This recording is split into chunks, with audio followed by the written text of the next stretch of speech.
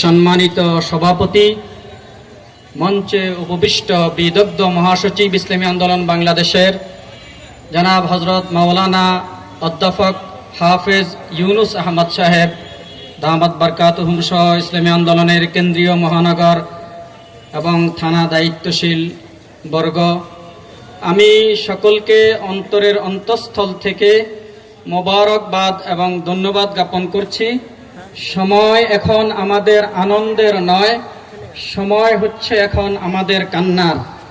আমি গতকালকে আমার মেয়ের মাদ্রাসায় যাচ্ছি, এই পথটা দিয়ে, সামনের এই পথ দিয়ে আমি যাচ্ছিলাম। ওয়ালের মধ্যে লেখা আছে পানি লাগবে, পানি লাগবে। একটি ছাত্র, তার নাম মাহফুজুর রহমান মুগ্ধ, বৈষম্য বিরোধী ছাত্র আন্দোলনে ছাত্রদেরকে পানি খাওয়াচ্ছেন, বিভিন্ন খাবার সে বিতরণ করতেছে।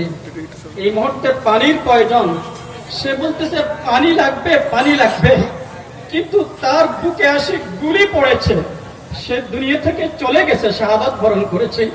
ইসলামী শাসনতন্ত্র, ইসলামী আন্দোলন, ছাত্র আন্দোলন বাংলাদেশের সে একজন ছাত্র ছিল, ইউনিভার্সিটির ছাত্র, ঢাকা ইউনিভার্সিটির ছাত্র, মুক্ত দুনিয়া থেকে চলে গেছে।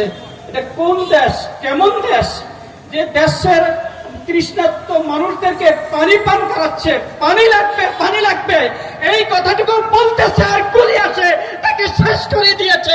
এটা কোন দেশ, এটা কোন দেশ, এটা কোন দেশ আমার বুঝে আসছে না।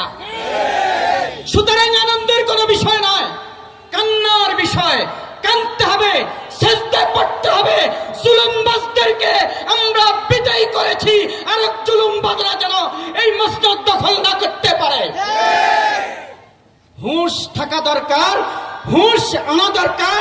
কাকে গদি থেকে ফেলেছি আর কাকে গদিতে উঠাবো, এই হুঁশ যদি না আসে, তাইলে যেই কদু সেও লাউ, যেই কদু সেই লাউ। আবু সাইদের কি দোষ ছিল? বাপের কাছে সন্তান বলতে পারে, বাপের কাছে সন্তান বলতে পারে, আব্বা মেরে মারেন, মারেন, আমি জীবন দিতে রাজি। বাপ যদি হুঁশিয়ার হয়, তাকে কোলে করে বলবে, বাবা তোর কি দাবি আছে আমি পূরণ করব, তুই আমার উপর রাগ করিস না। তা না করে আবু সাইদকে গুলি করে শেষ করে দিল।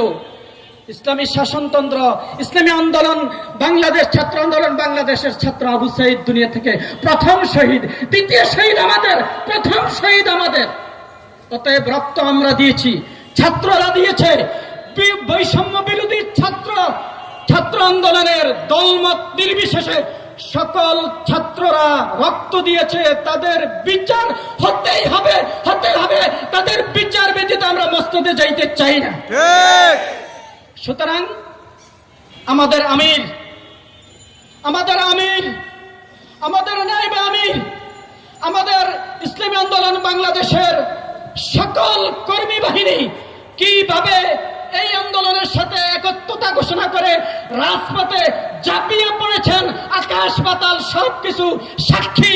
ইনশাআল্লাহ আমরা ভবিষ্যতে ইসলামের জন্য আমরা রক্ত দিয়েছি, দেব ইনশাআল্লাহ। পীর সাহেব চরমানের নেতৃত্বে রক্ত দিয়েছি, দেব। ইসলামী আন্দোলনের এই পতাকাবাহী, এই ইসলামী আন্দোলনের নেতৃত্বে আমরা ইনশাআল্লাহ বাংলার মসনদে ইসলামী হুকুমত কায়েম করবই করবে ইনশাআল্লাহ। এই বলে আমি আমার বক্তব্য এখানে শেষ করলাম। ওয়া আখিরু দাওয়ানা আলহামদুলিল্লাহ।